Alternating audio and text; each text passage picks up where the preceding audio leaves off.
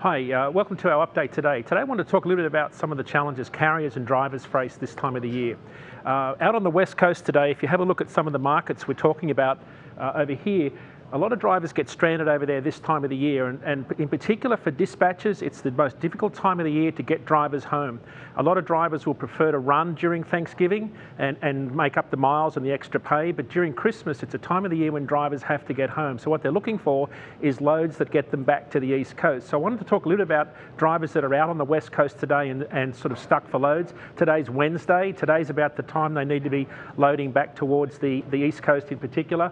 If we think about some of these markets here, this is the Fresno market, up through Salinas here. This is where most of the summer produce comes from. About 75% of our produce is grown in this region during the summer, but during the winter months, the produce season kind of shifts further to the south, down here around the Mexicali border area and the Yuma area and the Quechua Valley. So up through here, there's a lot of produce that comes out of these regions today. In fact, the winter salad bowl is about 90% of our leafy green production comes out of this area here. And when it's at its peak production, these 9 factories produce around 450 truckloads of leafy green lettuce every day, in particular romaine and iceberg lettuce. So there's quite a lot of volume that comes out of here every day. So if carriers are willing to deadhead the 3 to 5 hours it takes down here, there's quite a lot of volume that comes out of here every day that needs to head back to the East Coast. So from a rate perspective, in terms of why you would do that, if you have a look at some of the freight volumes relative to the time of year, you can see this time last year, freight rates were really high. This is November, December last year when a lot of the volume starts to move out of that market. Capacity was much tighter. So what's happening now though, this time of the year, truckload rates out of the West Coast to the East Coast are off about 30%. And what's interesting is that most of the markets are down. JFK, Boston, Atlanta, Chicago is the only one though where rates are going up. So there's more rates to go on the Chicago lanes. If you're a carrier in the Yuma market today and you're looking for freight, it might take a couple of moves to get back to the East Coast rather than looking for that one long haul. But most of the lanes today, according to our USDA truckload data, most of the lanes are down about 5% in terms of revenue this week. Chicago is up 4% though.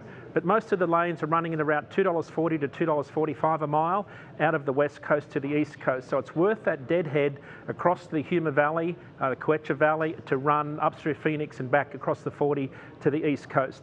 So that's what's happening on the over that side of the country.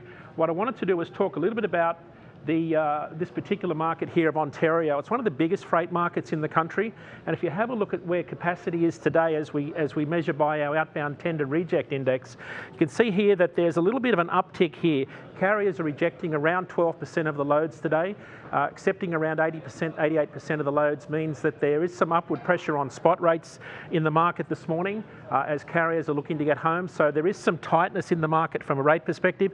The truckload rates here I would expect would start to increase a little bit this week as shippers are more desperate to get those loads moved.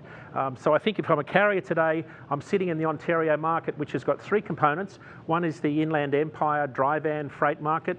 Further to the south though on the Ontario market, that's where more of the refrigerated freight is going to be available. So carriers that are sitting in the San Diego market this morning, there's quite a lot of freight if they want to run across the I-8 to the Yuma Valley area and start to look for those loads back to the other side of the country.